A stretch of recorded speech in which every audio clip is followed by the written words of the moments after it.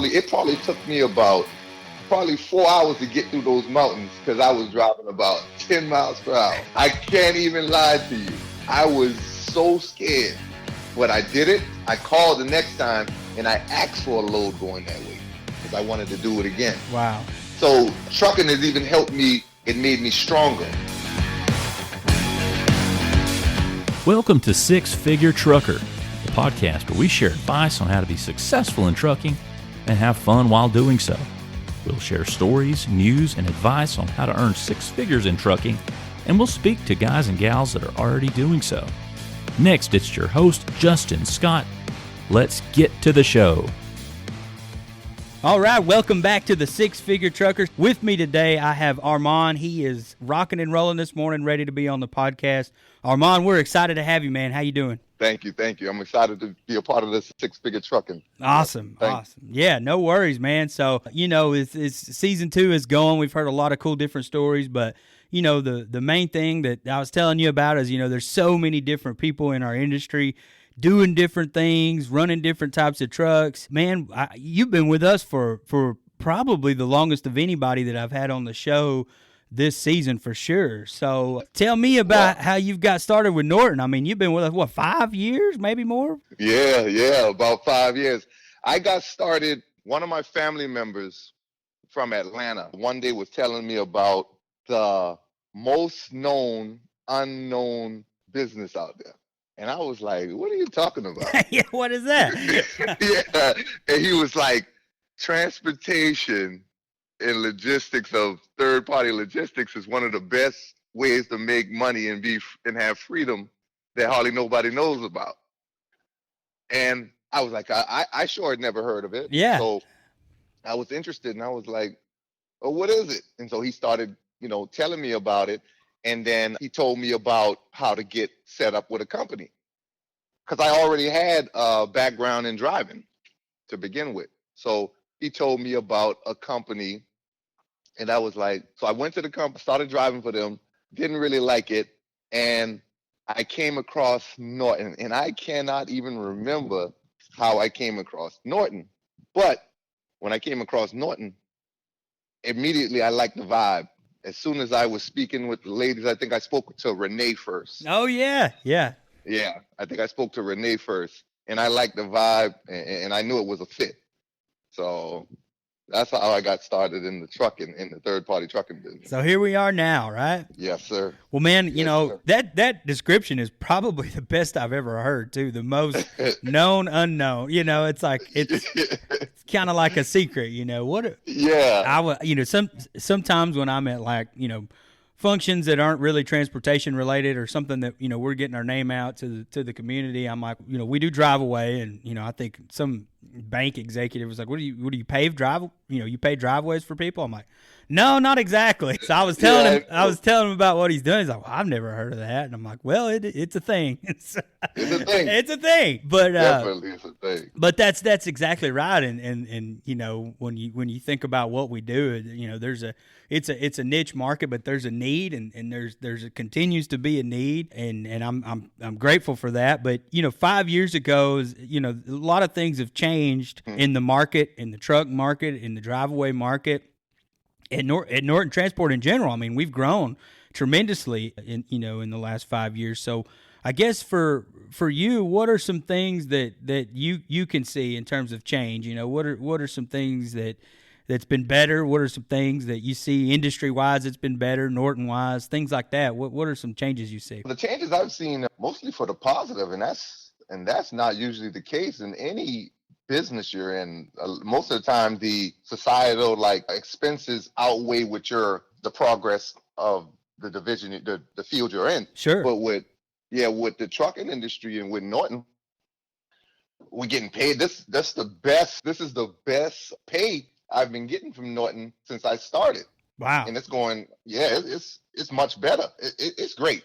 So that's one thing I've seen, that even with the problems happening all through society, and Norton hasn't hurt their drivers in order to subside what's going on. Yeah.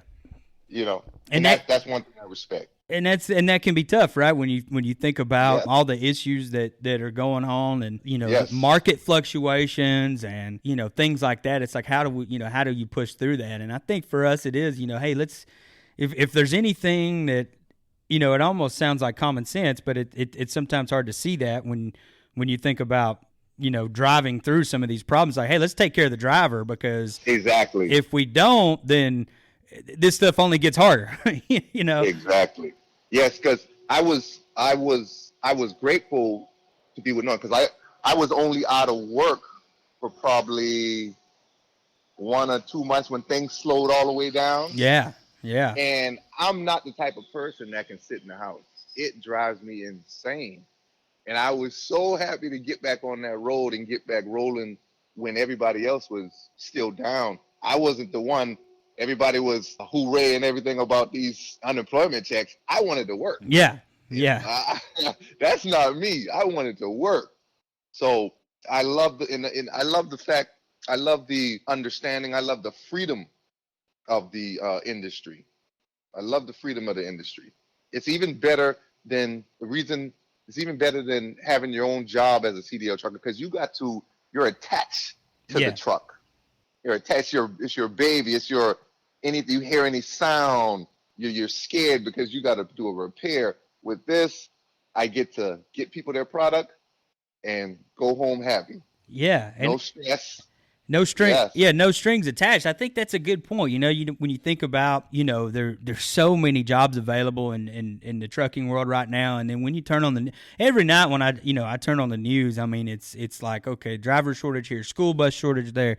It's constant, but the appeal that we're getting to a lot of folks that are out there is that, you have expenses, but you're not tied to this vehicle, because a $15,000 repair on a truck is not uncommon when you're busting that truck's ass and working it hard. It's going to happen, and that could set, in times like these, that could set somebody back bad. Yes. Yes. That could be tough. So being able to move around freely and go here, go there, and not have to worry about that certainly has been a reason why we've been able to attract a lot of different owner operators and folks that have their own vehicles. Well, tell me what you did before. You had a little driving experience, but what? I had a little driving experience. What were you doing before? I was in the food industry. I dealt in baking. I did bakery work, went all the way up the ladder to like quality controls. I did supervision, but I was in the baking industry. I started out with Marita Bakery. I don't know if you remember the yellow bag. Oh yeah. Yeah, so that yellow bag bakery, and I went from there, and I got with a place called Bimbo Bakeries, and they're from Mexico. I think they're from Mexico. And Bimbo Bakeries, I stayed there for 6-7 years doing supervision and quality control. We dealt with trainer programs, and we went to school for sanitation, and I was qualified in all those areas inside of bakery, Six Sigma, all those things like that. And that's the background I was in. Okay. And I got when I was just training. Yeah, that's the background I come from, bakery, food industry. Well, I think that's cool to hear, because when I think about folks that are doing what they're doing with us now, that everybody comes from so many different things, whether, what, obviously there's transportation in every industry that there is. And so, to find Driveaway and to be successful for as long as you have, that's awesome. That's a cool story to hear. And, when you think about the money you were making then, now, how does that compare? I know, obviously, pay has gone up and with us, but even early on, what was the money like, and then compare that to now? Oh, the money I was getting in the bakery world, I probably was at about 60,000-70,000 a year, but I was working probably about 80 hours a week. Woo! Yeah, that's a lot. So that's a lot. It wasn't really money, and that's how you got to look at it. It wasn't really money, and the monotony.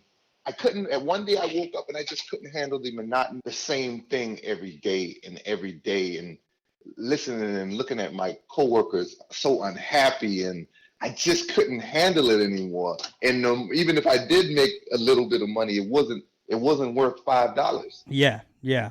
It just wasn't worth it. I couldn't. I remember times at the end just coming to work and just sitting in the parking lot for 30 minutes, not wanting to go in. So, but in the money now is so much better, just light years better. And in terms of less stress, freedom. So even, let's just say if I was making more back then, it still would be more now because of everything I get attached with my money now. Freedom, less stress. It's uncomparable.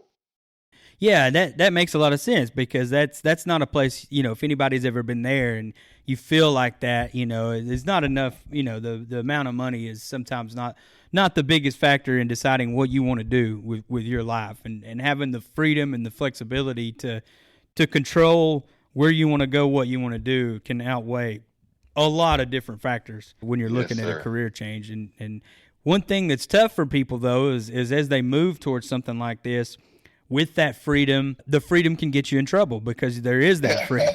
You're the deciding factor, and so have like you said, you go into work, you're in the parking lot, you don't want to go in.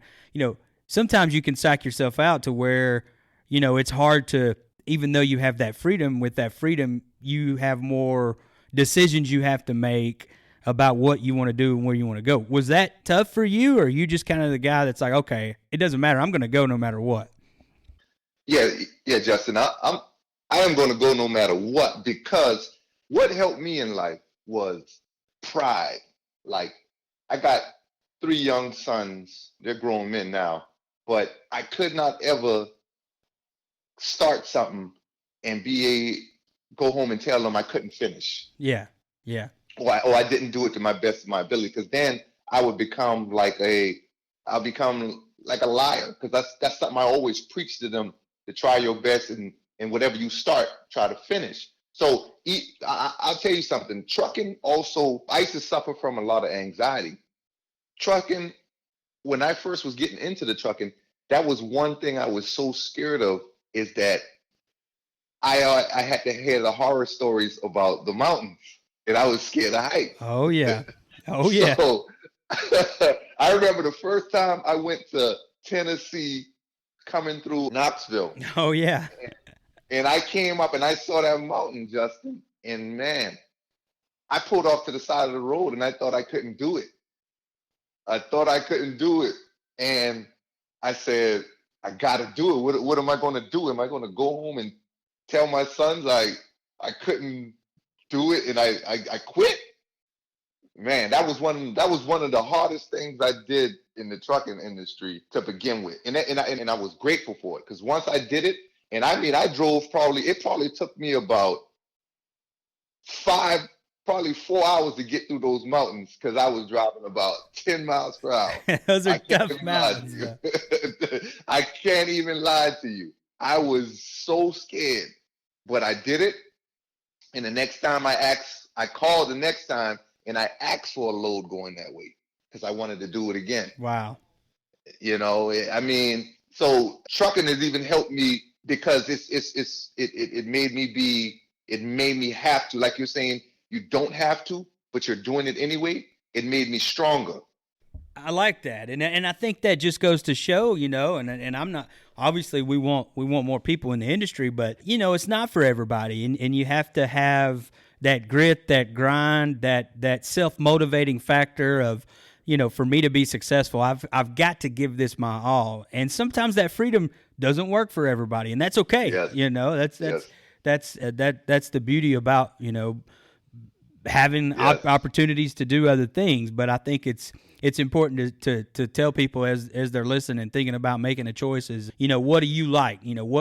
How are you motivated? If you're self-motivated and you feel up to the challenge that you can be successful and make your own choices and get there and give it 110% and do it, then you can be very successful in this industry. But if you feel like you can't self-motivate yourself and you need that structure to be successful, then you can't do it. You can't. Exactly. You can't do it. And because the thing of responsibility, and that's what a lot of people are scared of, to be responsible for yourself. Because when things get bad in the industry, there's no sick pay or leave, or you got to get out there and you got to do it. It's another thing when you don't have a net under you. And most people need that net. And I did for a while. I needed the net, and I used to get nervous, but it just made me a better person. Just made me much better, much stronger, more confident, all those things, that I can take care of myself. If I'm ever stranded out someplace, I know I can learn the transportation. I know how to get back. I know not to be, it taught me a lot. Yeah.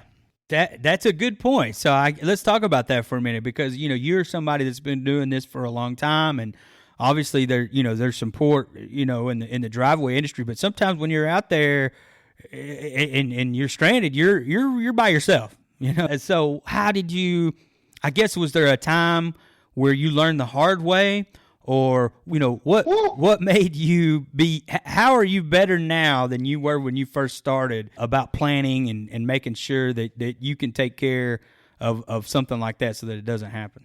And Justin, my sister drives Driveaway. My brother-in-law, her husband, my friend, I got her on. I got another one of my friends on. Wow. And yeah, all of them used to laugh at me in the beginning, because I started in the beginning by myself. And I had another job on the side. Matter of fact, I had two jobs. Because I also used to do the little high school sports. Yeah. I was the referee. I did refereeing for the high school football and basketball. Awesome. Yeah. I love that. I love that work. So I just used to, in the beginning, I would just go. I didn't know how I was going to get back. Yeah. I didn't know anything. And the first time I went down to, I think my first run was down in Pompano Beach, from Lakeland, Florida. Yeah. To Pompano Beach, Florida. And I went down there, and I got there. The place was closed. I didn't have a way out of there. I ended up having to take a flight that cost me almost $400. So I went down there and I spent about $60 in gas. I spent about $460, and the route only was paying like about $2 something. Oh no. So, yeah, and when I came back, my ex-wife, she was mad at me. I mean, I went through the ringer. I mean, I went to Tarpon Springs one time, and what happened? This wasn't my fault, but I was still stranded, and I went there. The truck I was supposed to pick up wasn't ready, but it's my fault. Well, it was my fault because I called the day before, but the day of I didn't call again. So when I got there, they said the truck wasn't ready. But in this little town, they had no train, they had no bus, they had no Uber, they had nothing. So it comes down to now I've been out there all day trying to figure out a way home. It gets down to about 10, 11 at night, and I can't remember the lady name at Norton. They finally just felt sorry for me and got me a taxi that had to come away from Gainesville, I think. The taxi ended up being $350 or something like that to get me back to Orlando. Oh man, I've been through a lot of things. So needless, but that those are real stories, and that we encourage our customers to listen, and this is not just for drivers. So I think it's cool to have the people that are scheduling these trucks to be moved. A driver moves a truck from point A to point B in their mind. Okay, yeah. There's a lot that goes into that point A to point B. It's not just a driver teleports from their house to this location. They're there, they deliver the truck, and then they teleport back home. There's a lot of logistics involved, not just the logistics of your route. So, having somebody being in a place where, it's remote, the truck is not ready, now they're stuck, what ramifications of that exist. So I think, for most people, it's good to hear that. Yeah, and not to cut you off, Justin. No. I got one more that's I was picking up in, and this is another one. I was picking up in Janesville. This is a huge one. I used to, whenever I got somebody on, this is one of the pivotal points I tell them. Do not ever shortcut your pre-trip. Don't ever shortcut your pre-trip, and don't ever shortcut reading that whole VIN. I went to Janesville, Wisconsin to pick up one time. And I got out of there going to, I think I was going to Wyoming. Wyoming. I got all the way to Wyoming. Got a call right when I got to Wyoming. I got a call. It could have been Wyoming. I know it was about 800 miles away. Uh-oh, I know this call. Yeah, I know where this is going. That you got the wrong truck. Oh no. Oh my God. So I said, there's no way I got the wrong truck. I checked the VIN. But what I did is I checked the VIN all the way to the 16th number. Is it 17 VIN number? 16, yeah. 60. I checked it all the way to about 15, I think, or 14. It was the last number that was different. Oh no. I pulled over to the side of the road, and I wanted to tell her, I think it was Nicole. I think her name was Nicole. Yeah. I wanted to tell her I quit. I said, I can't do this. I was already stressed that day.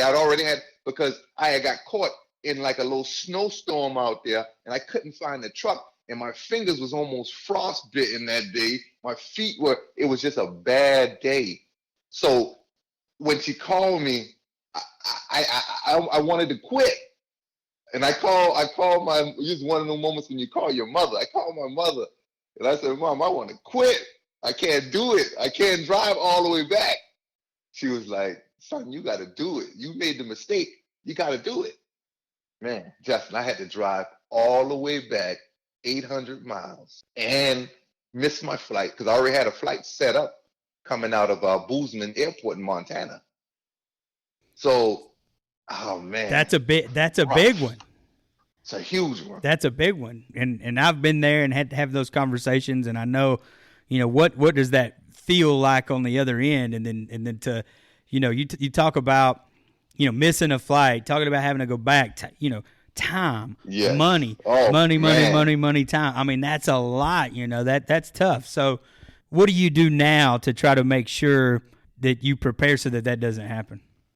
Oh man, Justin, I mean, I'm so anal about preparation now. It's almost like drinking water. I gotta prepare every day. I got 2 or 3 phones, just in case one dies, because that happens to you out there. Yeah. You lose service, or one dies, I got 3 phones, portable chargers. I map it out on printout paper directions as well. I just don't depend on that GPS. That's good. Yeah, I print that out as well. I have a backup plan to let somebody know where I'm going, just in case I have to get out of there, and somebody can know where I'm at. I refuse want that feeling again. That stranded feeling. It's just kind of like one of the worst feelings in the world. And I do whatever to prepare myself not to put myself in that situation.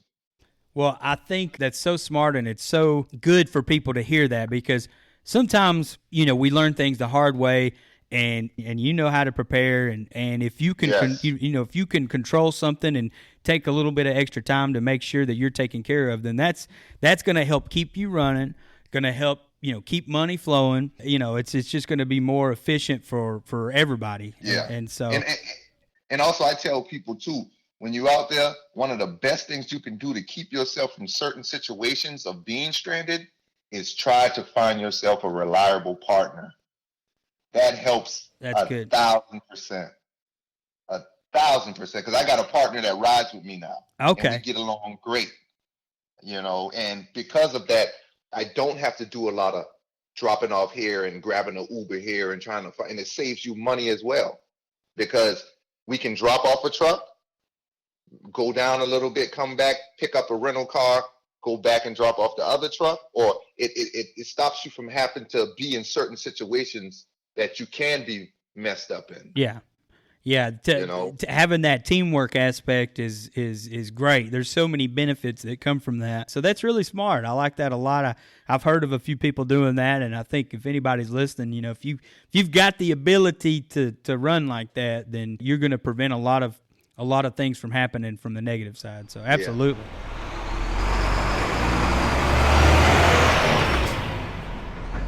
The business speaks for itself. Once you start talking to people about it, and they realize that on a certain day you might can make $500 that day, or it's not that hard to convince somebody to come and try it. Yeah, It's not that hard. Yeah, give it a shot. Yeah, give it a shot, because there's a lot of people out there that don't get to make decent money, and once they hear it, they're like, yeah, I'll try it.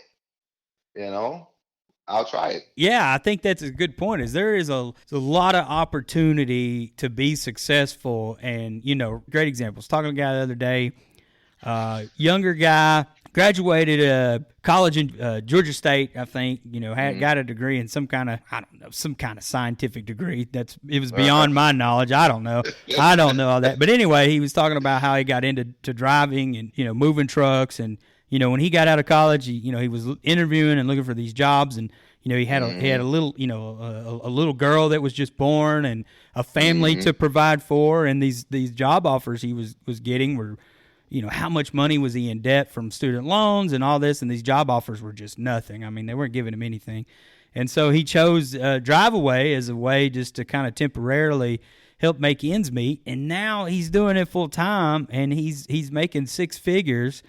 And, he's obviously he's got his degree. He can use that anytime he wants, but he's happy right now. He's providing for his family. He's seeing the world in a different way, with flexibility of being home when he wants to. And, that's a draw. Yeah. That's a draw for people, That's a draw, definitely. Because and the freedom gives you the opportunity, and because you can make a decent pay, you can also on the side do other things, because I just don't ever want to be in the position or live a life anymore where the only thing I do is that, or only thing I do is that job. I want to experience things. I want to learn something new every day. This job, this field gave me the opportunity to go back to school myself.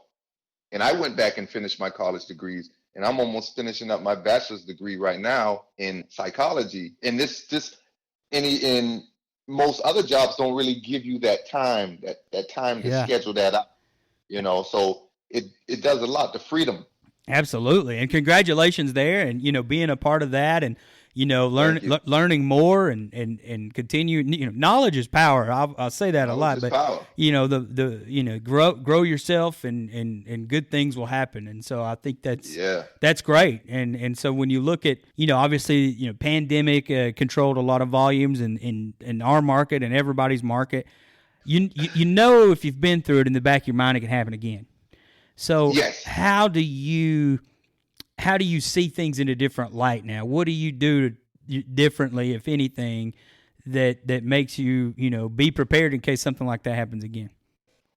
Well, for one, the pandemic was, for me, in the sense of, not to be disrespectful to the people who done passed and everything, but the pandemic was a wake-up call for America to begin with, for me, in my opinion. Sure, because sometimes we get too lax,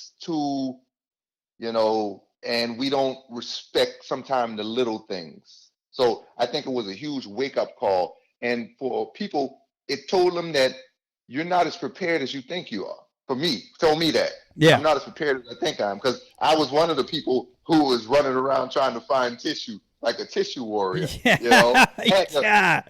That was terrible. I was out there with you. I'm not going to lie. And Justin, if it wasn't for the fact that I traveled in the truck, I wouldn't have found none, because I live in Orlando and there was no tissue. No. I was in Georgia one day on the back roads in Georgia, and we saw this Family Dollar, and we said, man, I wonder if they got tissue. We went in there, and the people were looking at us crazy because I don't think it had hit the back of Georgia. Hadn't got like there yet. Orlando. Yeah. So we in there, Justin, and we got 2 or 3 carts full of nothing but tissue. And the people looking at us like, what in the world is going on with them? And man, we were so happy. We backed the truck. We packed it up and because we had to get it. It was none. I brought it home for my family. Everybody went crazy as if I had brought home, food and they were hungry. Yeah, Man, it's so we laugh about it now because it's funny, but then that was real, and that was when you think about pre-COVID, who would have ever thought that we would be there, in this day and age, with all the technology, with everything that we have on our fingertips. We're trying to find damn toilet paper.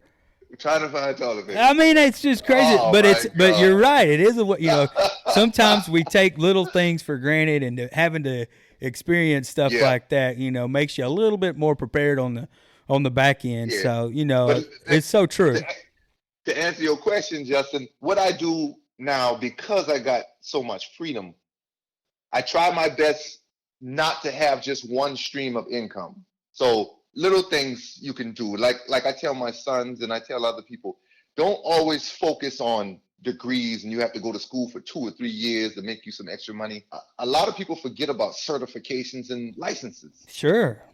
Like I do notary on the side a lot of times. I'm a signing agent, so I sign a lot of real estate when people, purchasing a house, or sometimes I'll do a wedding, or, and anything I can do for side income, anything to bring in more income. I haul junk, anything. The pandemic taught me I need to get on the move and have different avenues, because I was just stuck when the pandemic hit. I was really just doing school and the Driveaway. Right. That's it. And when it hit, I had no other ways to really make money. So that's one thing that it taught me, that get your butt up and don't be reliant. Be prepared. If I'm being prepared when I go out there in the world, I need to be prepared and be prepared in the other side of my world too. I think that's good, and that's good. I think that's good advice for everybody to hear. Is like like the notary thing. I mean, just have the ability to be flexible and to be able to navigate when something like that occurs. But give yourself a shot, and you got to step outside of your comfort zone sometimes to do that. But there's definitely ways to increase income, or have the ability to increase income when you need it. And now that you have and that's one good thing about Driveaway is the flexibility. You can devote time to other things if you need to. Okay, exactly. I got a few days here. I'm going to do this, and then I'm going to go back on the road next week, and then I'm going to come back and I'm going to do this. And you can choose that. It's not like you have to take your 5 sick days to go get a certification. I want to take a couple of days to get a certification. I'm going to go do it. Exactly. Another certification I was able to get was the license I was able to get was the TWIC license. Yeah. That comes in handy, very much in handy. That comes in handy because before I would go out to that port and be out there before I even knew what the TWIC was. I used to be out to that port having to wait on an escort for hours. Yeah, you're sitting there. Nothing you can do. A whole day at the port. I mean, if I used to have to take 2 trucks, I might bring one down and try to go back and do it. You can't, because a lot of times, some days it might take 2 hours, and some days it might take 4 hours.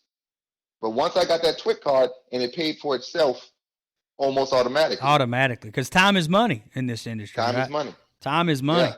Well, let's talk about that a little bit because obviously there's been plenty of drivers, and there's drivers that are delivering to ports, and so explain the process of getting your TWIC card and what that can do for you.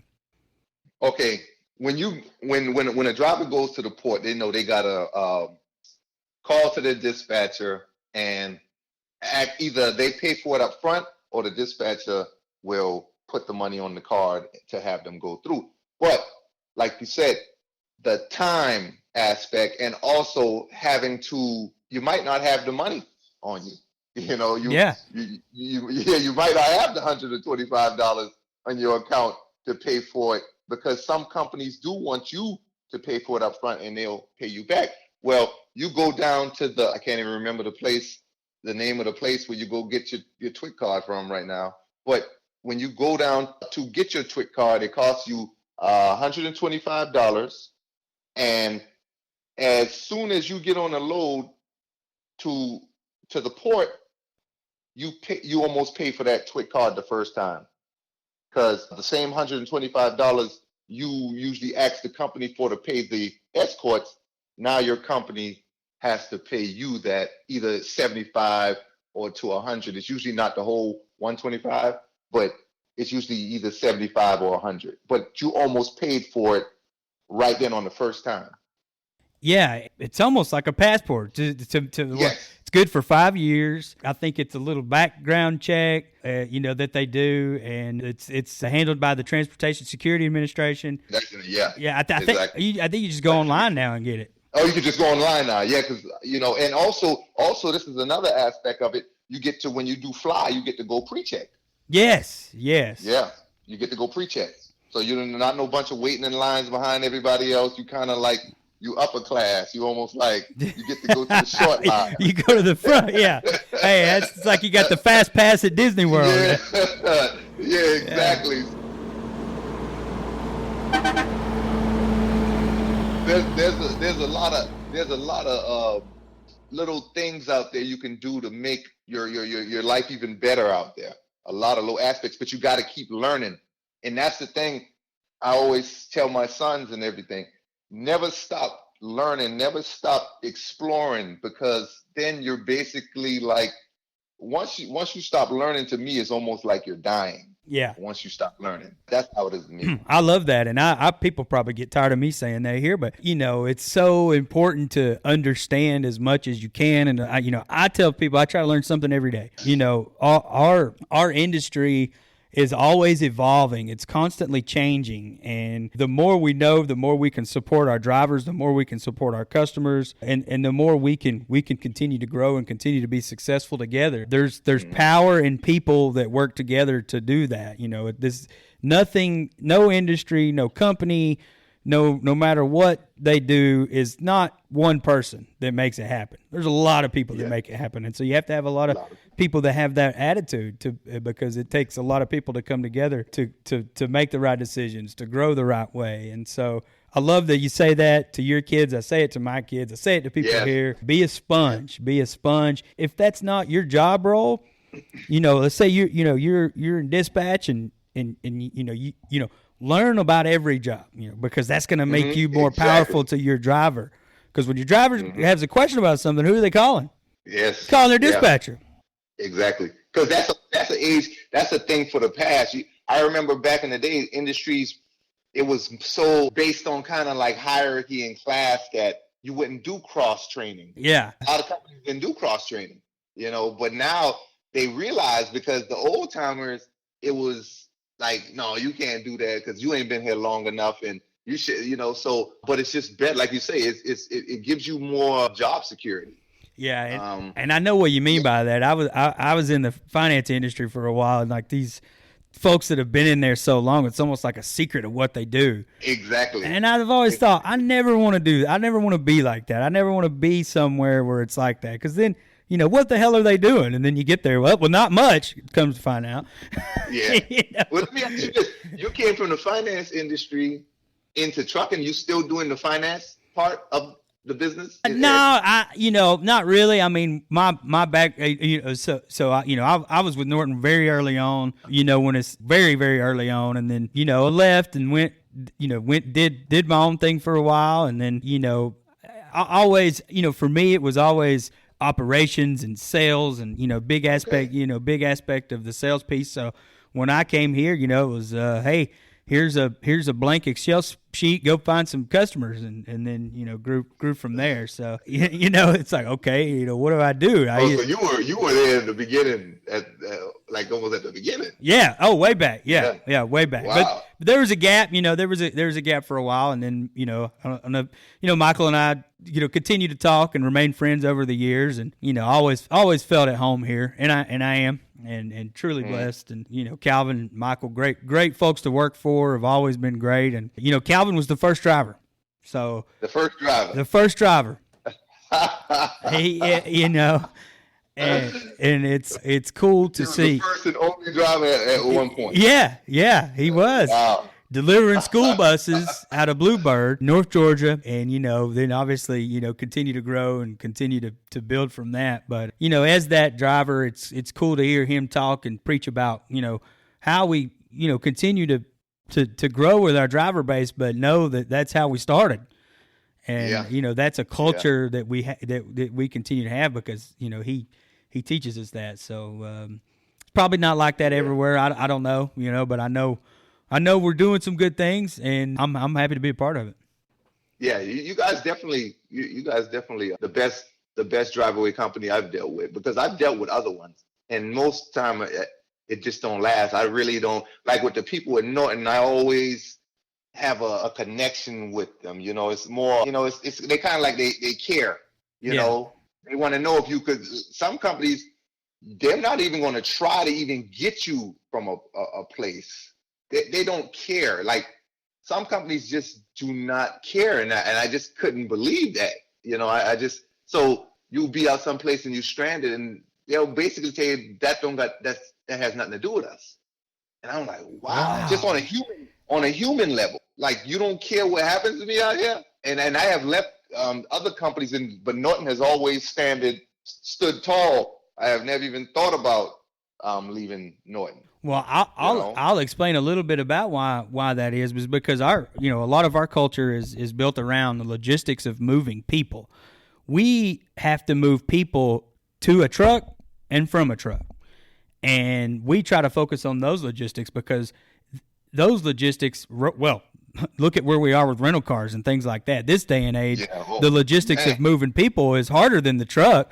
We've been moving trucks for 20. We can move the truck. Now we're having to navigate through waters of moving people. So for give the support that we give every day is more or less about the travel piece of the person, not the truck. So that's important. I think so. That's important. We can't forget that. And we've come up with, and there's no easy solution for rental cars, right?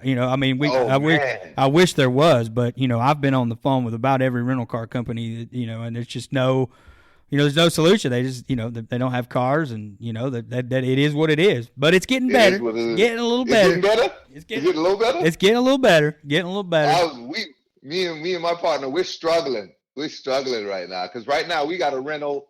We got a rental right now that we're trying our best to wait to try to find something coming out of one place to get us there, because the rental right now we got is $225. That's the thing about it too, is it's not even, and you make a good point. Let's talk about that. It's not even about finding. Okay, so you find a rental, it ain't what it used to be. They don't cost what they used to cost.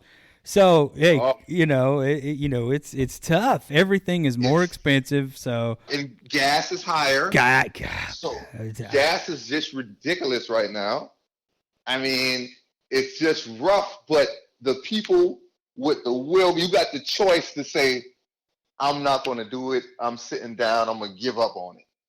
But then you can't stand with something when it's good and then bail out when it's not as good. Yeah, it doesn't work. It doesn't work. It doesn't work. But it doesn't work internally. But a lot of things that we've talked about, I feel like goes back to, learn and make yourself better. So, we'll go back to like, okay, how can we, how do we do better as a company? Well, be better at, find dots that connect your dots better. Sometimes, you have to find a solution when there isn't one. And make logistics happen and think outside the box. And thinking outside the box, as things get better and you've experienced that, you're going to be way better in the long run. So navigating through tough times. One thing that I have learned too is there's always going to be hurdles in anything you do. Everything that you do is going to have a hurdle. So we're going to get through rental car. The hurdle of rental cars right now. There's going to be something else, and we're going to get through that. And that's life, and it's how you respond to that, and how you think through it, and how you make better decisions from that make you successful. So I love to hear that you're sticking with it through all that, and I love to hear too that you've brought people on, you've referred people, you've got people running in Driveaway. It's great. We got to continue to grow. Got to, because it's a great business. Tell people when you with the right company, it's a great business. But when you're with the wrong company, it can be hard. But it's a great business. It's you don't have to have a super degree and because there's people like you were saying, there's people out there with all these degrees. Like I know, especially because I talk to a lot of my nieces and a lot of my cousins, because they'll go and get these PhDs and master's degrees and degrees that are so hard to fill. Like I got a niece that got a PhD in speech something therapy, and she can't find work anywhere. Oh, it's terrible. It's terrible. It's terrible. Got $100,000 worth of debt, and so it's this field has just been a blessing for me, because it just opened me up to so many things I want to do, way less stress. So I love it. Well, let me ask you this. So you live in Florida, right? Orlando, Florida. Orlando, Yep. Florida. What do you do? Do you try to stay more regional? Are you going, taking longer trips? Or are you kind of doing a little mix? What works for you now over the years? What have you figured out that you like best? Okay, that's a good question. In the beginning, I wanted the long runs. We were all jumping, me and my sister, we all get together. We're looking for those Give me the miles. Give me the miles. Oh my goodness. I used to sometimes get this run coming from Tampa all the way to Washington. Well, that's a big one. That's a big one. And I love that run because I get to go through my favorite place in the United States, and that's Montana. I love Montana. I've never been, but it's beautiful. I want to go. That's beautiful. Never been to Montana. I want to go so bad. Beautiful Montana, and when I get a chance, if I got to stay there for a day or two, and not to get off topic, I'm gonna get back on it. But when I get there, I come in, I get a rental from Bozeman Airport, go down, and I drive down through Wyoming to go to Yellowstone Park. That's my favorite thing to do. Favorite of all things to do. That's just, I love it. Yeah, and you've gotten to experience it in this job. Got to experience it. Just go and just, like I tell people, don't just go to these places and not enjoy them. Yeah, take it in. Take it in. Whether it's an hour, 2 hours, 3 hours, go there, look up some of their best cuisine, some of the best restaurants, and enjoy this. Yeah. But to answer your question, in the beginning, I wanted all the long runs, all the big boys, all the whoppers. But going out for a week here, week and a half here, I would come back and it almost seemed like I was kind of being kind of neglectful to my kids almost in a sense. Sure. Yeah, it was hard, but because I had my youngest daughter. I got 3 oldest boys, but I had a daughter she's like 10 years apart from my youngest son.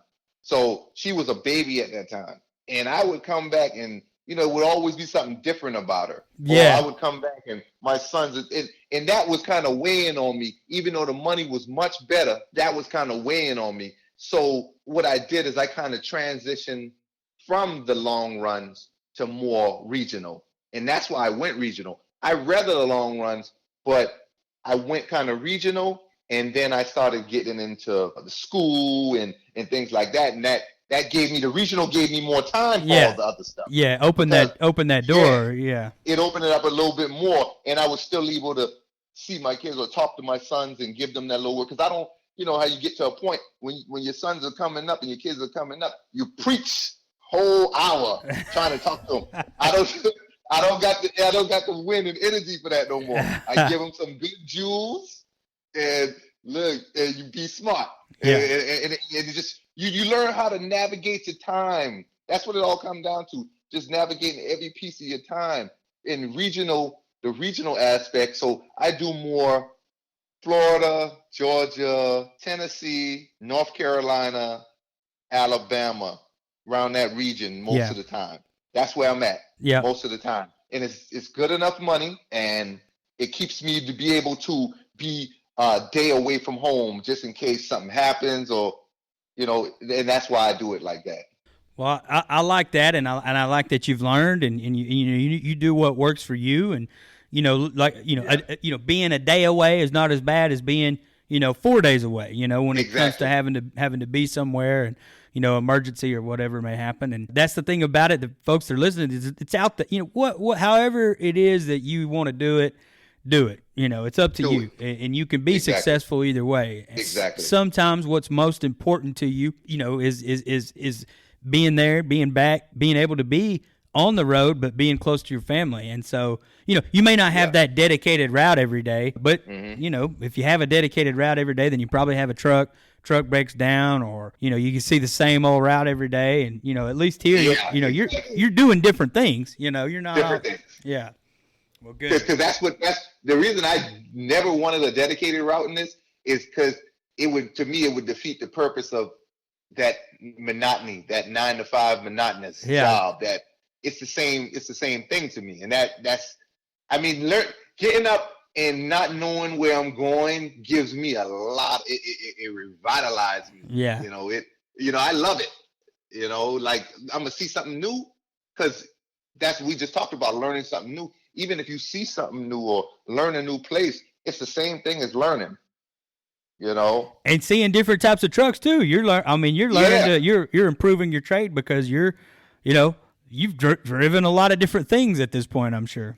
Exactly. I've driven a whole lot of different things, and the best part to me is the not being chained to any different thing, not being chained. And not saying that it's not good to have stable grounded and have a stable ground, but it's other ways to do that as well. You just have to what works for you, what makes you happy, because in this life, at the end of the day, money and everything, but you have to be happy. Yeah. Yeah, you got to find the things that make, like you say, the not the monotony of the day, but something new, waking up to do something different. You got to find something like that for you. So yeah, because right now there's a lot of people that's going through a lot of stress right now. I mean, it's hard right now for a lot of people, and when you can do things that relieve that stress in however way you find, it's a good thing. Man, I love that. That's so true, too. Well, you mentioned something a few minutes ago, because I always like to hit on this. You say cuisine. Yeah. You're going to different places. You're seeing different places. I always like to use this time. Hey, you're gonna eat somewhere good at some point, right? Yeah. Tell me, where you like to visit? What's a place, wherever it may be, that you want to give a shout out to? You want to tell somebody that's listening that they got to go here. It's one of your favorite places to stop by. Even if you've only been there once, you want to go back. What's that place? Okay. Oh, man. Where do I choose? So I'm from Charleston, South Carolina. Okay. That's where I was born. Charleston, South Carolina. Was there till I was about 18. And I love going back to Charleston, South Carolina, because their cuisine is I think it's top 10 in the United States. One of the best places I like to eat there is a place called Bertha's Kitchen. Oh, you got to tell me. Tell me more. I'm intrigued. Bertha's Kitchen is this old lady who, she started this place. It was a little shack. She started this place, even from my mother used to eat there at that place. And what happened now is her granddaughters are running the place, and they've turned it into a huge place. They keep building on, and it's just some of the best soul food you ever eat. I mean, the line is wrapped around the corner every day you go there. If you get there, if you don't get there before 1 or 2 o'clock, all the food is gone. Wow. All the food is gone. I love places like that because, first off, there's so much history because, it's in the family.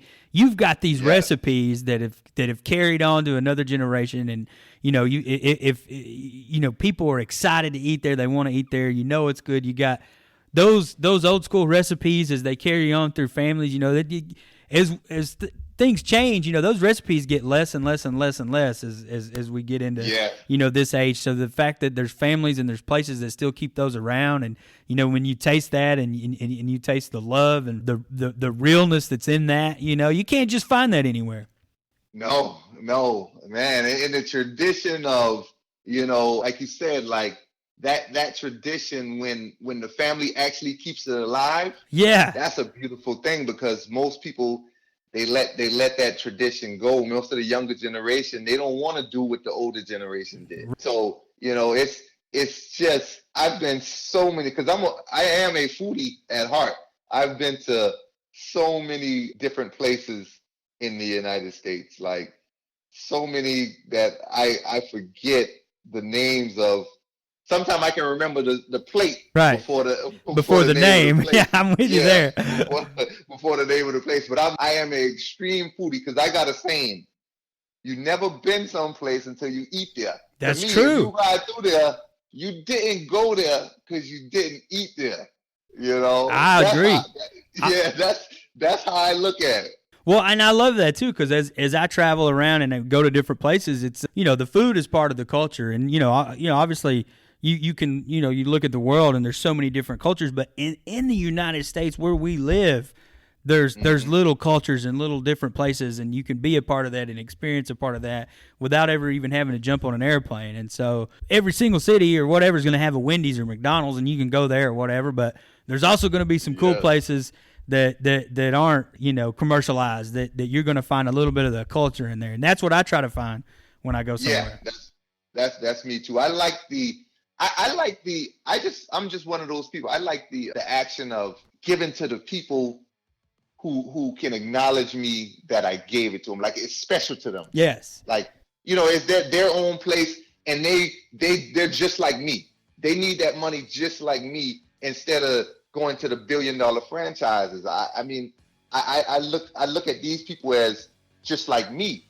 So I got a connection with them from the beginning. Not saying I don't go to the big franchises every time, but when I go to places, I try my best to help the middle, kind of the middle economy. Yeah, and keep their keep their tradition alive. You know, keep exactly. it. You know, I'm with you. Same. I feel. Yeah. Well, I love it. Well, you heard it from Armahn. Bertha's Kitchen. Is that right? Am I saying that right? Yes, sir. Bertha's Kitchen. Charleston, South Carolina. Check it out. If I'm there, I'm going to check it out if I can make it there in time before they're all out. But thank you. It's been great. You know, this has been a great experience. We appreciate having you on the show.